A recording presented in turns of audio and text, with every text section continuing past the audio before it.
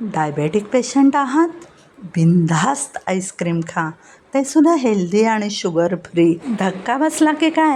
त्यासाठी लागणाऱ्या साहित्याची यादी डिस्क्रिप्शन बॉक्समध्ये मी दिलेली आहे. नमस्कार, मी श्रुती. कुक विथ ग्रॅनीमध्ये आपणा सर्वांचं मनापासून स्वागत. चला तर मग सुरुवात करूया.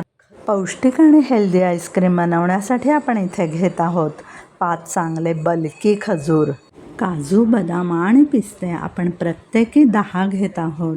एका बाउलमध्ये दूध घेऊन त्यात आपण बदाम, पिस्ते आणि काजू भिजत घालूयात. खजुराच्या बिया काढून त्याचा गर आपण दुधात घालूयात. बाजारात सीडलेस खजूर मिळतो, पण तो का विकत घ्यायचा नाही ह्यावरचा श्री श्री रविशंकर गुरुजींचा व्हिडिओ अवश्य बघा. 5 खजुरांच्या बिया काढायला मिनिटभरही वेळ लागत नाही. दुधात टाकलेले काजू, बदाम, पिस्ते आणि खजूर आपण 5 ते 7 तास भिजत ठेवूयात. ड्रायफ्रूट्स भिजत घालून किमान 6 तास झालेले आहेत. आता आपण 1 तास शिल्लक आहे तोपर्यंत 2 कप मखाना रोस्ट न करता एका पातेलीमध्ये घेऊयात. साधारण 2 कप मखाण्यासाठी आपण 1.5 कप दूध घेऊयात आणि या 1.5 कप दुधामध्ये मखाना 1 तासासाठी आपण भिजत ठेवूयात. डायबेटिक पेशंटबरोबरच डाएट करणाऱ्या लोकांना सुद्धा उपयोगी पडावं म्हणून आपण इथे दूध मलईचं न घेता, म्हशीचं न घेता डायरेक्ट गाईचं शुद्ध दूध घेणार आहोत. इकडे आपले काजू, बदाम, पिस्ते आणि खजूर आवश्यक तेवढे दुधामध्ये भिजलेले आहेत.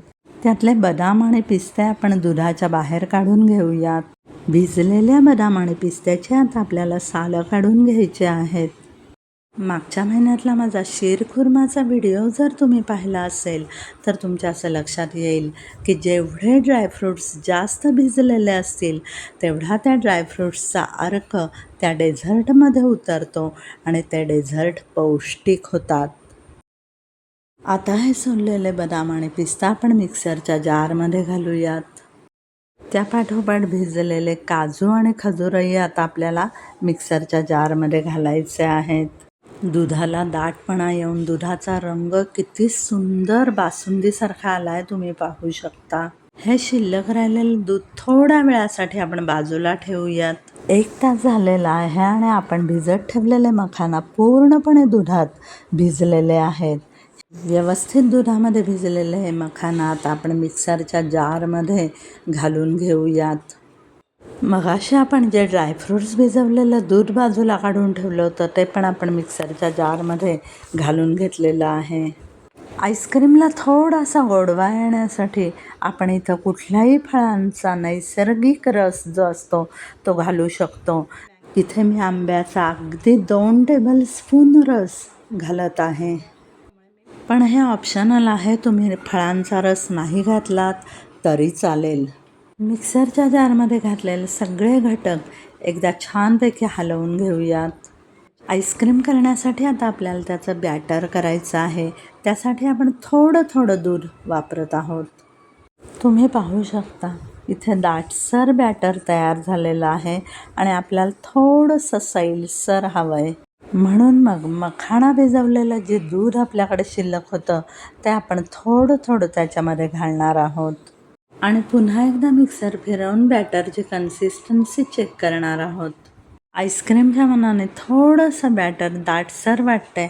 आपण उरलेलं सगळं दूध आता त्याच्यामध्ये ॲड करू आणि पुन्हा एकदा मिक्सर फिरवून घेऊयात. दूध थोडं थोडं घालायचं कारण असं की बॅटरचे पातळ खीरही व्हायला नको, नाहीतर आईस्क्रीम व्हायला 2 दिवस लागतील. माझ्याकडे ऑलरेडी एक आईस्क्रीमचा हवाबंद डबा होता, त्यात आपण हे सगळे बॅटर घालूयात. तुम्ही कोणताही हवाबंद डबा वापरू शकता. ह्या कंटेनरला झाकण लावून एअरटाईट करूयात आणि किमान 8 तास फ्रीजमध्ये सेट होण्यासाठी ठेवूयात. 8 तास झालेले आहेत आणि तुम्ही पाहू शकता आपलं प्युअरली होममेड हेल्दी आणि डायबेटिक विदाऊट शुगर आईस्क्रीम तयार झालेलं आहे. आता कुठलाही प्रोफेशनल बडेजाव न करता अगदी साध्या पद्धतीने आपण ते आईस्क्रीम सर्व करूयात. स्कूप प्रत्येकाच्या घरी असतोच असं नाही. घरातलाच एखादा खोलगट डाव घ्यायचा, पाण्यात बुडवायचा म्हणजे आईस्क्रीम पटकन बाहेर येतं. अगदी गरगरीत गोल नाही झाला तरी चालतंय. घरचेच खाणार असतात आपलं, त्यामुळे पौष्टिक आईस्क्रीमचा पौष्टिक आनंद चला आपण लुटूयात. अशा पद्धतीने जरासुद्धा साखर आणि मलई न वापरता केलेलं हे आईस्क्रीम डायबेटिक पेशंटला तर उपयोगी आहेच, शिवाय डाएट करून वजन कमी करणारे सुद्धा ह्या आईस्क्रीमचा आनंद घेऊ शकतात. आवडला असेल आईस्क्रीम तर लगेच घरी करून पहा, पण त्याआधी सबस्क्राईब करा, लाईक करा, शेअर करा आणि कमेंट करायला मात्र अजिबात विसरू नका. Thank you so much.